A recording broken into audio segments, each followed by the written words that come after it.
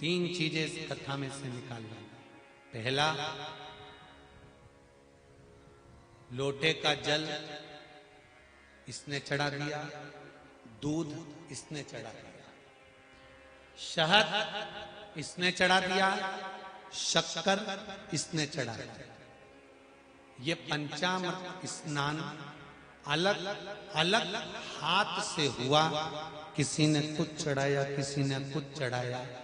तो शास्त्र कहता है वर भी पृथक पृथक भाग में बट गए। और ध्यान देना इस कथा से, सावन के महीने में हो सकता है आपसे और हमसे कुछ गलती हो जाए।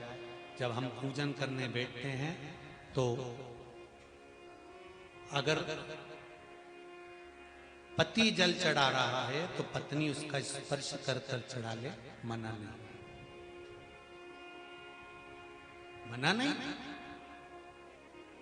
पर पंचामृत स्नान अगर ब्राह्मण देवता करा रहे हैं, पति जल चढ़ा रहा है, पत्नी दूध चढ़ा रही है, पति शहद चढ़ा रहा है, पत्नी शक्कर चढ़ा रही है, ये पृथकता हो।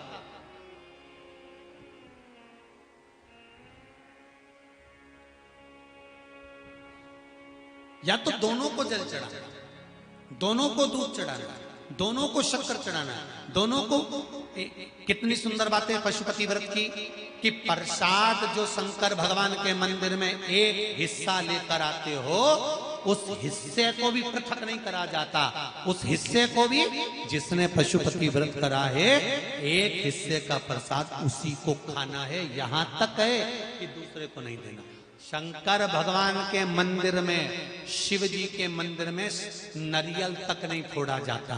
क्यों? वो पृथक हो जाएगा। खंडित बेलपत्र समर्पित नहीं करी जाती, वो पृथक हो जाएगी। शंकर भगवान को धतूरा चढ़ाया जाता है, पूर्ण चढ़ाया जाता है। चावल का दाना चढ़ाया जाता है, पूर्ण चढ़ाया जाता है। एक बेलपत्र चढ़ाई जाती है, वो पूर्ण चढ़ाई जाती है। पृथकता ना रखे।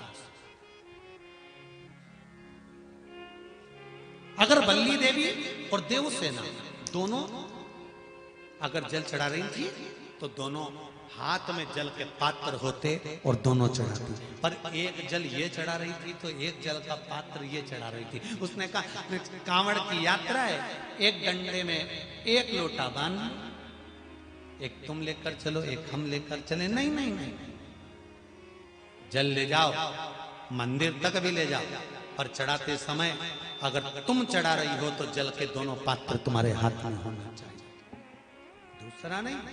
जल की पृथकता नहीं, पृथक भाव। फिर ध्यान दो दूसरी बात, शंकर भगवान के मंदिर में जाओ, शिव की स्तुति में जाओ, पति और पत्नी दोनों विचार कर कर जाना। सुनो जी, मैंने पशुपति व्रत करा, आपकी नौकरी के लिए करा। सुनो, मैं शंकर के मंदिर में आपकी नौकरी मांगने जा रही हूं।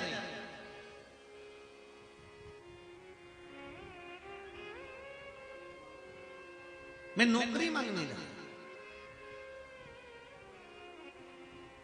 अब शिव मंदिर में आप गए, व्रत करा था, पति को भी साथ ले गए, दोनों ने प्रणाम करा। शंकर भगवान प्रसन्न हो गए। सबसे पहले शंकर भगवान ने पति से कहा, तू मांग ले पहले, तुझे क्या चाहिए, क्योंकि तेरी पत्नी का व्रत है, उसको बाद में दूंगा। उसने व्रत करा, थोड़ी तप साधना और कर लेंगे, तू मांग ले। पति ने कहा, मुझे वर दे दो, मेरी एक मकान और एक प्लाट उलझा पड़ा है, वो सुलझ जाए।